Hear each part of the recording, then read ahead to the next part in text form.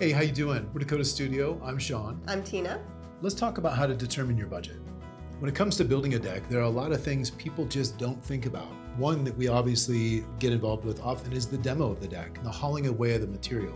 These can be surprising costs for many, but they're standard in way of removing a deck and replacing it. It's not just the material that you're paying for, but you're also paying for the labor too.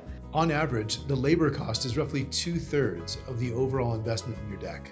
Another issue you want to consider is the weather. Weather can be an issue because it could cause a delay in your project. Here in Southern California, we don't have to worry about that too much, but you do want to consider that if you're maybe in the Northeast, somewhere that you get rain and snow. Another issue that people typically overlook is the permit process, the time it takes to obtain the permit, and the cost and the city fees that go into it. And let's not forget about all the rest of the additional materials needed. If you want to have lighting on your deck, if there are fascia boards, all of these things go into the actual budget and creation of your deck. Are there going to be specialty trades that are needed, like electricians or masonry, not just a framer and a builder?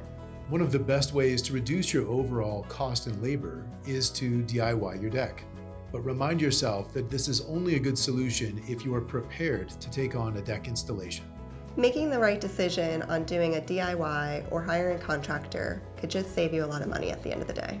The more homework you do on your project, the more accurate your budget will be. So make sure you're looking at all the items that go into building your new outdoor space.